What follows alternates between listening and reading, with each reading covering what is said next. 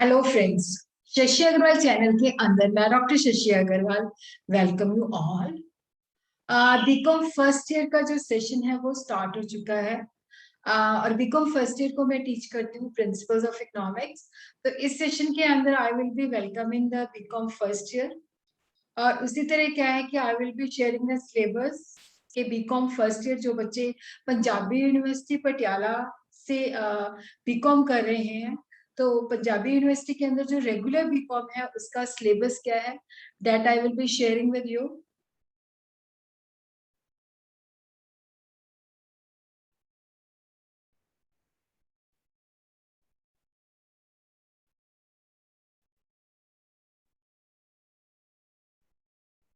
तो this is the syllabus of principles of economics जो आपको रेगुलर बेसिस पे मिलेगा ही।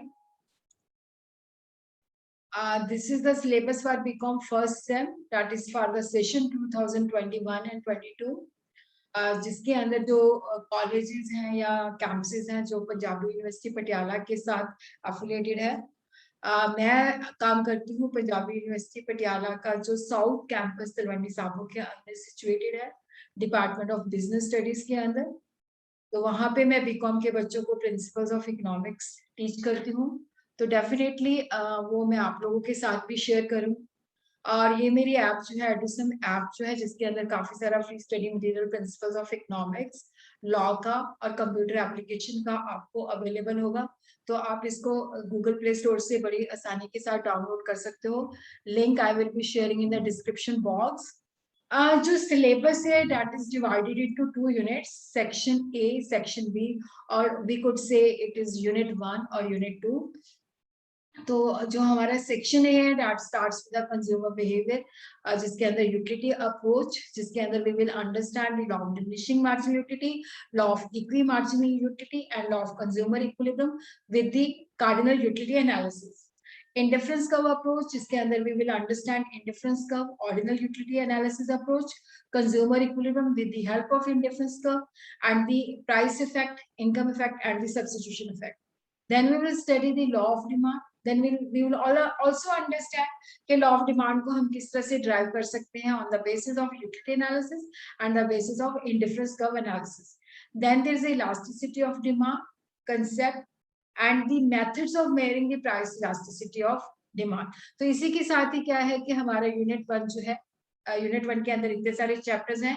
यूनिट 2 जो है उसके अंदर प्रोडक्शन का कंसेप्ट है, law of variable proportion, return to scale, internal and external economies and diseconomies. Then we will have break-even analysis, profit forecasting in the short run. Then we will have concept of total average and marginal revenue.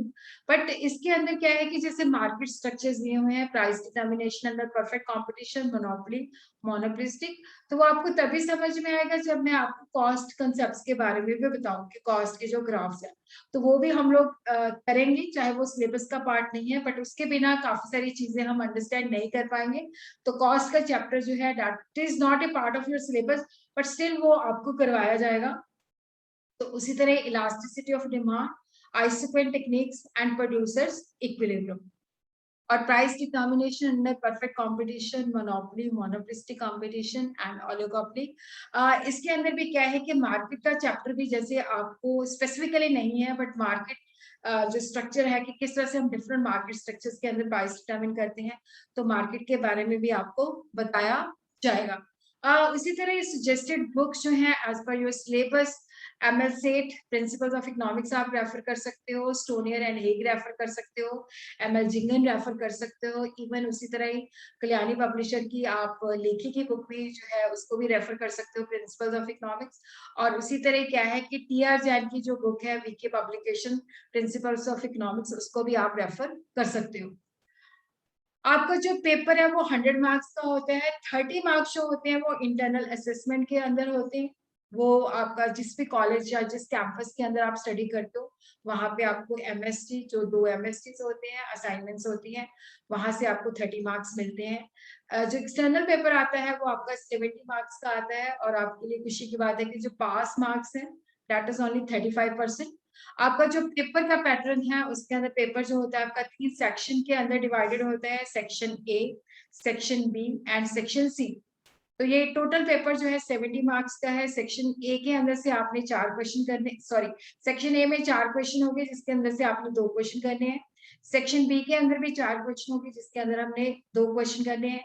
Section C के अंदर 12 short question होते हैं जिसमें से आपने 10 question करने हैं, जो कि 20 मार्क्स का होता है। तो यहाँ पे ये टोटल पेपर जो है आपका 70 मार्क्स का है। टोटलिटी के अंदर आपने 5 क्वेश्चन करने हैं, सेक्शन ए से 2 करने हैं, सेक्शन बी से आपने 2 क्वेश्चन करने हैं और सेक्शन सी से आपने 10 क्वेश्चन करने हैं। जो क्वेश्चन पेपर्स हैं आपके, मैं 5 सालों के, वो आपके साथ शेयर करूंगी अलॉन्ग विद सोल्यूशन, ताकि आपको प्रिंसिपल्स ऑफ इकोनॉमिक्स के अंदर कोई दिक्कत नहीं आनी चाहिए। इसी की तरह ही अगर आपको कोई प्रॉब्लम है प्रिंसिपल्स ऑफ इकोनॉमिक्स के अंदर, तो आप लोग जो है कमेंट बॉक्स के अंदर लिख सकते हो, ताकि मैं उस तरह के वीडियोस जो है आपके लिए बना सकूं और प्रिंसिपल्स ऑफ इकोनॉमिक्स को इजी बना